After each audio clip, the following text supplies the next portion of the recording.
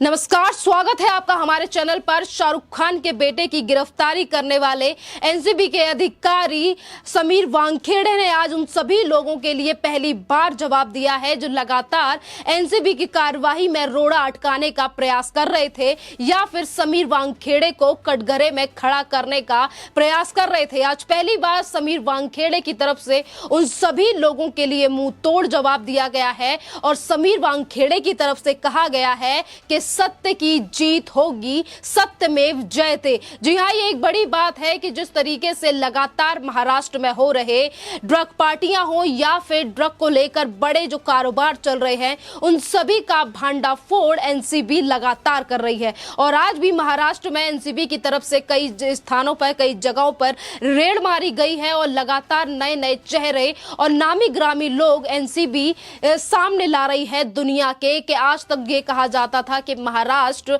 एक बड़ी जगह है जहां पर बॉलीवुड बसता है और आज जो बॉलीवुड का असली चेहरा है वो समीर वानखेड़े और पूरी एनसीबी की टीम वो दुनिया के सामने लाकर रख रही है कि आखिरकार असली सच्चाई बॉलीवुड या फिर महाराष्ट्र में बसे हुए उन ड्रग कार्टेल चलाने वाले लोगों की क्या है। जी हां, आज जवाब दिया गया है, मुंह तोड़ जवाब दिया गया है समीर वानखेड़े की तरफ से। ये बात सत्य है कि जिस तरीके से लगातार महाराष्ट्र में सत्ताधारी पार्टी की तरफ से पूछा जा रहा था, चाहे फिर ये जिस तरीके से सरकार बनी हुई है महाराष्ट्र में एनसीपी, कांग्रेस और शिवसेना की, इन तीनों पार्टियों के कोई ना कोई नेता लगातार एनसीबी की कार्यवाही को लेकर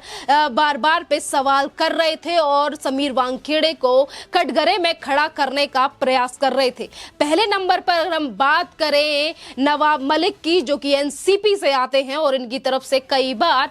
समीर वानखेड़े को लेकर, एनसीबी को लेकर सवाल जवाब किए गए। कभी गवाहों को लेकर नवाब मलिक की तरफ से कहा गया कि गवाह जो है वो बीजेपी से मिले हुए हैं और कभी नवाब मलिक की तरफ से कहा गया कि जिस तरीके से एनसीबी काम कर रही है वो बीजेपी के नेताओं के साथ मिल रही है और शाहरुख खान के बेटे की जो गिरफ्तारी हुई है वो इन्हीं लोग, कुछ ही लोगों की चाल है आर्यन खान को फंसाने के लिए। तमाम इस तरीके की चीजें नवाब मलिक की तरफ से बोली गई और अपने दामाद, जिस तरीके से नवाब मलिक के दामाद को भी एनसीबी के चक्कर काटने पड़े थे, जेल हुई थी, तो उन्हीं सब चीजों की बौखलाहट है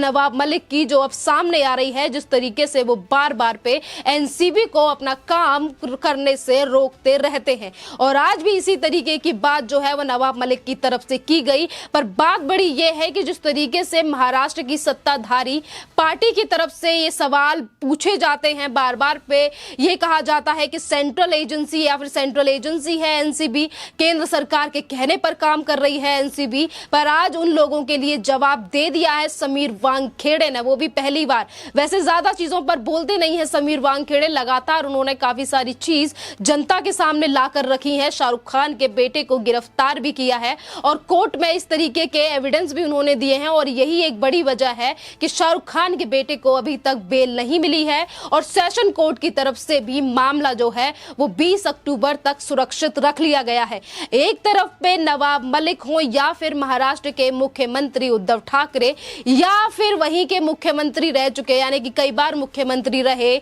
शरद पवार की भी हम बात करें तो शरद पवार भी आज इस तरीके की बातें कह रहे हैं। वो ये कह रहे हैं कि इनकम टैक्स डिपार्टमेंट हो, सीबीआई हो, एनसीबी हो, सारी एजेंसियों का इस्तेमाल केंद्र सरकार इसीलिए कर रही है क्योंकि वो हमारी सरकार को गिराना चाहती है। बीजेपी की गवर्नमेंट जहां पर नहीं है वो उन गवर्नमेंटों को गिराना चाहती है। केंद्र सरकार इन सब एजेंसियों का इस्तेमाल कर रही है और इसी बीच बड़ा वादा किया है, मतलब बड़ी बात बोल गए हैं शरद पवार और इसी बीच शरद पवार की तरफ से कहना है कि उनकी ये जो सरकार है वो आने वाले 5 सालों तक चलेगी और जब 5 साल के बाद जब इलेक्शन होंगे फिर से 2024 में, तो फिर से इनकी सरकार वापस आएगी। ये बड़ी बातें आज शरद पवार की तरफ से की गई हैं। कभी शरद पवार कहते हैं कि 5 साल बाद भी हमारी सरकार आएगी, तो वहीं दूसरी तरफ उद्धव ठाकरे का कहना है कि अगले 25 सालों तक उनकी सत्ता महाराष्ट्र में रहेगी। पर जिस तरीके की चीजें महाराष्ट्र में से अब निकल कर सामने आ रही हैं कि वही बॉलीवुड वाले लोग जो कहते थे कि उद्धव ठाकरे वर्ल्ड के सबसे अच्छे चीफ मिनिस्टर हैं, आज उसी बॉलीवुड का पर्दाफाश हो रहा है और एनसीबी जिस तरीके से हर दूसरे दिन एक बड़ी रेड मार रही है महाराष्ट्र में और नामी ग्रामी लोगों के चेहरे से नकाब उतार रही है कि वो पर्दे के आगे कैसे हैं और पर्दे के पीछे क्या असलियत है इन लोगों की, उन सारी चीजों को असली ला के रख रही है। तो यही world best chief minister Uddhav Thackeray की हम बात करें तो इन्होंने भी शाहरुख खान के बेटे की जो गिरफ्तारी हुई है उसको लेकर भी अभी बौखलाते हुए नजर आए थे उद्धव ठाकरे की जिस तरीके से बोली भाषा थी उनका साफ दिख रहा था कि उद्धव ठाकरे का ये कहना, जिस तरीके से वो बार बार एनसीबी को लेकर सवाल कर रहे थे और कह रहे थे कि आप तो इतनी सी मात्रा मिलती है ड्रग्स की, उसी में बॉलीवुड सेलिब्रिटीज को आप गिरफ्तार कर लेते हो। और मुंबई पुलिस जिस तरीके से बड़ी बड़ी कार्रवाई कर रही है, जिस तरीके से एक तरफ मुंबई पुलिस को बढ़ा चढ़ाकर दिखाया गया और एनसीबी को नीचे दबाकर और सेंट्रल एजेंसी बताया गया, तो इसी को लेकर आज बीजेपी के नेता राम कदम की तरफ से भी इन्हीं सब चीजों का जवाब दिया गया है शिवसेना को और शिवसेना के नेताओं को, या फिर महाराष्ट्र के चीफ मिनिस्टर को राम कदम का, यानी कि जो बीजेपी के नेता हैं राम कदम, उनका कहना है कि ये जो पूरी की पूरी सरकार है ये ड्रग माफियाओं को बचाने का काम कर रही है। जी हाँ, ये राम कदम का कहना है और उन्होंने साथ में ये भी कहा कि सरकार ना ही तो एनसीबी को काम करने दे रही है और ना ही तो मुंबई पुलिस को सही ढंग से काम करने दे रही है, क्योंकि अगर मुंबई पुलिस को भी राज्य सरकार के अधीन चलाया जा रहा है, अगर मुंबई पुलिस को खुला छोड़ दिया जाए और उन पर कोई दबाव ना रहे राज्य सरकार का, तो शायद वो भी अच्छी कार्यवाही कर सकती है। पर महाराष्ट्र में जिनकी सरकारें हैं उनके ही हथेली के तले मुंबई पुलिस को चलाया जा रहा है और यही एक बड़ा कारण है कि 2020 में पालघर में साधु संतों की इस कदर निर्मम हत्या कर दी जाती है, उसके बावजूद भी पुलिस इस तरीके से हाथ बांध के बैठी रहती है। वीडियो में दिखाई देता है पर उसके बावजूद भी वो व्यक्ति जो पुलिस वाला होता है वो साधु संतों को नहीं बचाता। ये एक बड़ा एग्जाम्पल निकल कर आ रहा है और जनता का भी यही कहना है कि अगर सरकार कि इतना दबाव ना बनाए पुलिस के ऊपर तो शायद वो भी अच्छा काम कर सकती है। और यहीं पर अगर एनसीबी की बात करें तो एनसीबी को रोकने का लगातार प्रयास कर रही है महाराष्ट्र में काबिज ये सरकार, चाहे फिर वो कांग्रेस हो, एनसीबी हो या फिर शिवसेना हो। और जिस तरीके से बार बार पे बयानबाजी करते हुए नजर आते हैं नवाब मलिक, कभी वो समीर वानखेड़े को लेकर सवाल खड़े करते हैं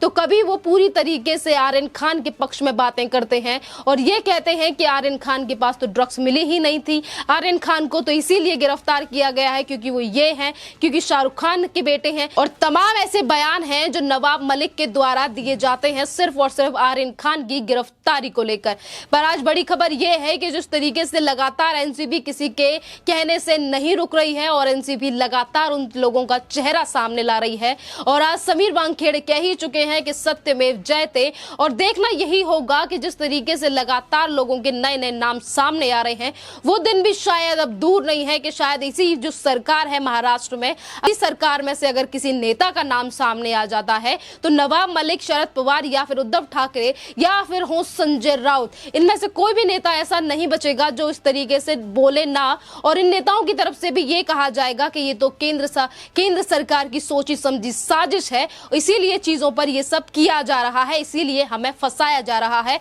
सरकार गिराने के लिए। क्योंकि ये पहली बार नहीं है कि सरकार जो केंद्र सरकार को लेकर महाराष्ट्र सरकार की तरफ से इस तरीके से तल्ख टिप्पणी की गई हो। इससे पहले अगर हम और भी केसों की बात करें, चाहे फिर वो रिया चक्रवर्ती का हो, ड्रग्स कार्टेल का, जिस तरीके से बॉलीवुड के और भी नामी ग्रामी लोग हैं जिनके ऊपर कार्रवाई कर चुकी है एनसीबी, जिनका नाम आ चुका है, या फिर हो 100 करोड़ रुपए की वसूली का कांड, जिस तरीके से वजह का केस सामने आया था, एंटीलिया मामला सामने आया था, उसमें भी जब कार्रवाई शुरू हुई, सीबीआई की कार्रवाई शुरू की गई, उस टाइम पर भी यही कहना था कि केंद्र सरकार की तरफ से कोशिशें की जा रही हैं। पर बहरहाल जिस तरीके से एजेंसियों की जांच जब आगे बढ़ी, जब चीजें आगे बढ़ी तो जनता के सामने सच आ गया कि किस तरीके से जो राज्य है वहीं के गृह मंत्री 100 करोड़ रुपए की वसूली करते थे और आज वही गृह मंत्री पूरी तरीके से गायब है, परमवीर का कुछ पता नहीं है। और इसी मामले को रफा दफा करने के लिए आज कोई इस पे बात नहीं कर रहा।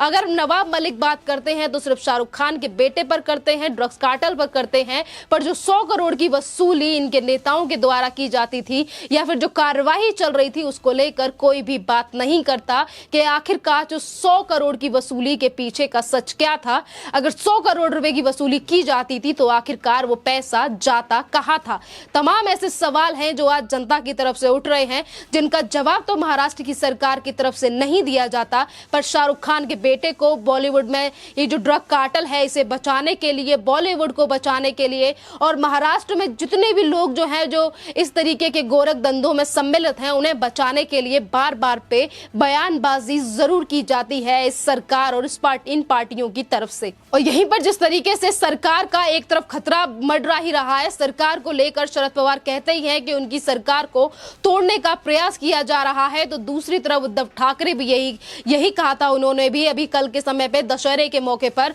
कि उनकी सरकार को कोई गिरा नहीं सकता, 2 साल होने वाले हैं और आगे भी सरकार चलेगी। अब जनता का सवाल यही है और सवाल ये उठना लाजमी भी है कि जब सरकार चल रही है तो सरकार टूटने का इतना डर क्यों और सरकार को लेकर इतनी ज्यादा बातें क्यों? क्योंकि जिस तरीके से चीजें अब निकलकर सामने आ रही हैं कि कभी 100 करोड़ रुपए की उगाही सामने आ रही है तो कभी 50 लाख रुपए या 55 लाख रुपए का केस जो है वो संजय राउत की बीवी का ही सामने आता है, कभी जमीनों को लेकर घोटाले निकलकर सामने आते हैं तो कभी बीएमसी को लेकर बड़ी चीजें निकलकर सामने आती हैं। खैर अभी विधानसभा चुनाव दूर है पर बीएमसी के चुनाव आने वाले हैं महाराष्ट्र में और उसको लेकर ही जनता बता देगी कि आखिरकार 5 साल बाद कौन सी सरकार महाराष्ट्र में आएगी। और अभी जो सरकार महाराष्ट्र में है इसको लेकर हम पहले ही आपको बता चुके हैं कि फडणवीस यानी कि जो पूर्व मुख्यमंत्री हैं महाराष्ट्र के, उन्होंने साफ शब्दों में कहा था कि महाराष्ट्र की जनता की पहली पसंद बीजेपी है और ये जो सरकार महाराष्ट्र में बनी बैठी है ये 3 लोगों की सरकार इसीलिए है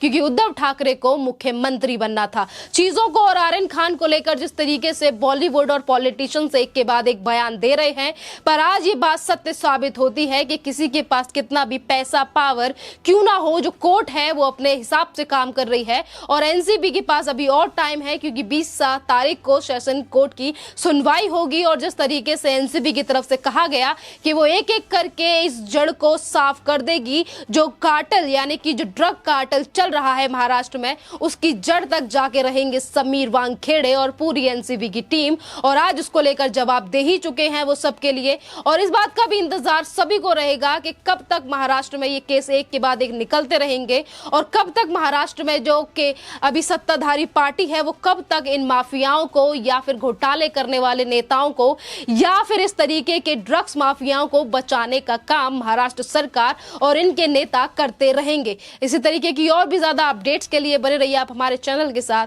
धन्यवाद।